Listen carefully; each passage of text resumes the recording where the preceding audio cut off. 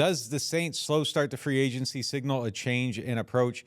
They've been conservative with their spending, as they promised to do so far throughout free agency. Willie Gay has been the only addition from outside teams, and we've seen a little bit of this ever since COVID crashed the salary cap in 2020, outside of their big Derek Carr signing last year.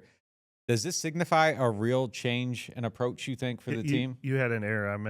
We should have probably re-rolled it. You said we have info and analysis on NewOrleans.Football on all of their new signings, plural. You said plural. Sure. Their new signing. But in addition to all the other moves they made, but I hesitate to do this show right now because then they're going to sign Eric Armstead in 2 days because sometimes it feels like the Saints can't help themselves. And then they're going to trade a future first-round pick and move up for Dallas Turner. And, all of a sudden we're going to be like, remember when we said that the Saints weren't being aggressive? But this reminds me kind of that one offseason. I mean, first of all, the first offseason after COVID, we went over this a few weeks ago. They got Tano Passanio and Nick Van Etten, and that was it. And then they had the one where they basically signed nobody. And then later on, they added Tyron and Jarvis Landry and got people excited, but those guys came on a real budget. So I think their signing of Derek Carr last year kind of threw everyone off. But this is pretty consistently how they've operated since they took that big cap hit with COVID. And there aren't a lot of guys left that they can make a major splash with. I think Chase Young would qualify as a splash. I know he comes with a lot of question marks for me, but I'd talk myself into him. I'd get excited about him. He'd be the guy I couldn't wait to watch on the first day of OTAs and training camp, I'm sure. I expect a couple guys in that range. I expect a couple guys in the next range. So I think they're going to do – you mentioned it in your article. You said not exactly like the Tampa Bay Buccaneers blueprint of last year, but get caught up on the cap while still putting a team out there that's capable of winning the NFC South, which – as boring as it makes a week like this and as uninspiring as it makes a week like this, it's probably pretty smart.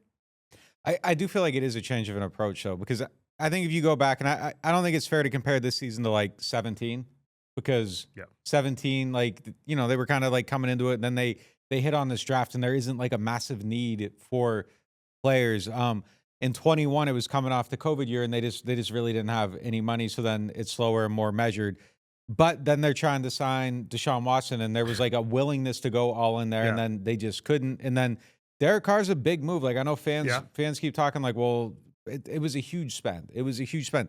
This is kind of the first time where there is money in need, and they're kind of not doing a whole lot of anything. It does feel a little different. It feels a little bit different because the circumstance and the ability they could clear $30 million in cap space and go on a huge spending spree, and there would be reason to do it. You have a coach in a situation where it feels like, at least from the outside looking in, it feels like he needs to win.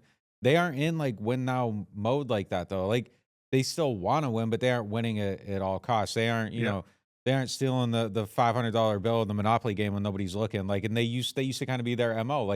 They were trying to do everything to find an edge. I knew you did that. They were trying to find an edge no matter what, though. They're taking money they didn't have and finding a way to get properties with it. That's kind of how they were doing things. And this feels different. You see the money on the table and you see the hands and you see just kind of nothing happening. It's a little bit of a surprise. But, yeah, I mean, look, we said this on the last one. There's no way to clean the cap without cleaning the cap. It doesn't just magically happen. You can't keep spending and then keep having your money. It's one or the other. Yeah. But it is damn boring. And it's a little bit – I don't know. I just don't know what to expect at this point from this team. And it's a little bit hard to get a read on everything, but I think we're starting to see it now. I don't think that everything's as hot in the building as we think it is outside. Right. I don't think that there's as much pressure on it. I'm not saying that it's impossible for people to get fired or not, but I don't think they're sitting there with their foot on anyone's neck. I kind of feel like they're all right, we're going to do this. We're going to be competitive. We're going to be the best we can be, and we're going to go from there. But I don't think it's a 1 year window where a lot of us were kind of coming out of the season thinking it's a 1 year window. I don't think that's how they view it right now. Now that it's possible that changes. It's possible that they start 0-6 and there's a change, but I don't think they're going into it with you got to prove something. I think that they're really trying to reset around this and build something that, is a longer view than a short-term view.